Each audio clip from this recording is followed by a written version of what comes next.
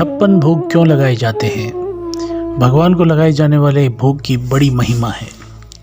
इनके लिए 56 प्रकार के व्यंजन परोसे जाते हैं, जिसे 56 भोग कहा जाता है।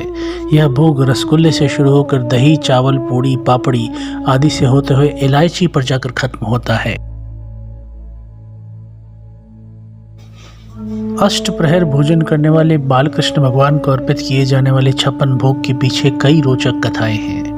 ऐसा भी कहा जाता है कि यशोदा जी बालकृष्ण को अष्टप्रहर भोजन करवाती थी, अर्थात एक दिन में वह 8 बार भोजन करते थे।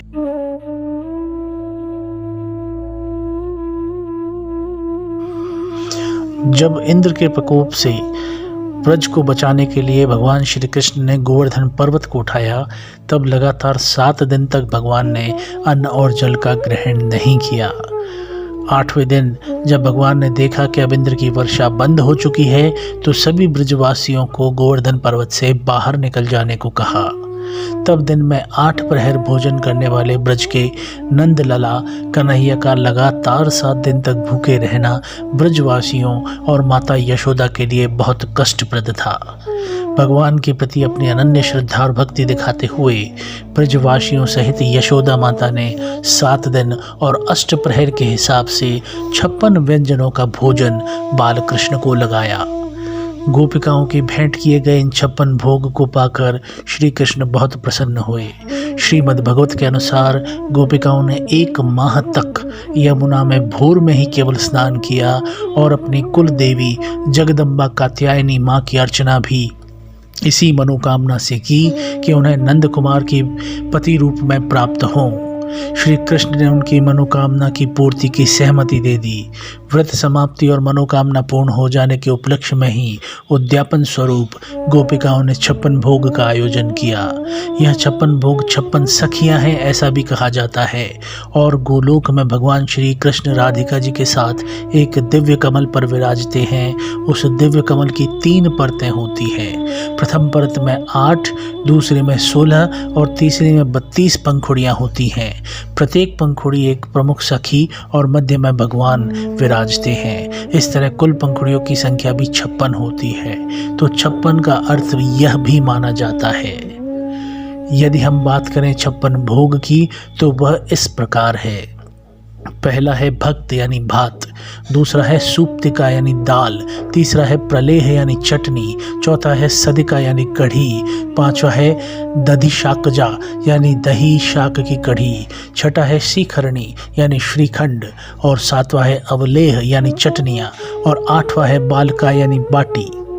9वें नंबर पर आता है इक्षु क्षेरणी यानी मुरब्बा, 10वें नंबर पर त्रिकोण यानी शक्करपारा, 11वां है बटक यानी बड़ा, 12वां है मधुशीर्षक यानी मक्खन बड़ा, 13वां है फेणिका यानी फेनी और 14वां है परिष्टाक यानी पूरी और 15वां है शतपत्र यानी खाजा और 16वें नंबर पर आता है सधिद्रक यानी घेवर, 17वें नंबर पर चक्राम यानी मालपुआ, 18वें नंबर पर चिल्डिका यानी चिलड़े, 19वें नंबर पर सुधा कुंडलिका यानी जलेबी और 20वें नंबर पर आता है धृतपूर यानी मैसूर पाक।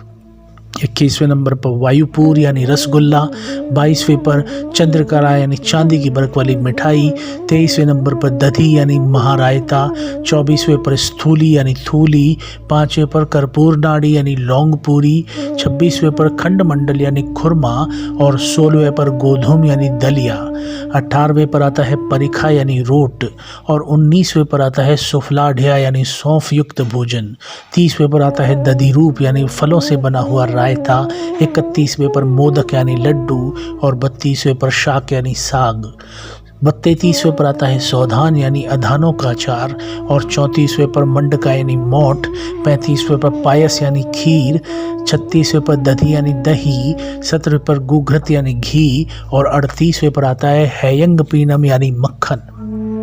39वें नंबर पर आता है मंडूरी यानी मलाई, 40वें पर कूपिका यानी रबड़ी, 41वें पर परपट यानी पापड़ और 42 पर शक्तिका यानी बादाम का सीरा, 43वें पर आता है लसिका यानी लस्सी, 44 पर स्वत यानी शरबत और 45वें पर संघाय यानी मोहन, 36वें पर सुफला यानी सुपारी, 47वें पर सिता यानी इलायची, 48वें पर फल, 39वें पर तांबुल यानी पान, 50वें पर आता है मोहन भोग यानी मूंग दाल की चक्की और 51 पर आता है नमकीन व्यंजन यानी लवण।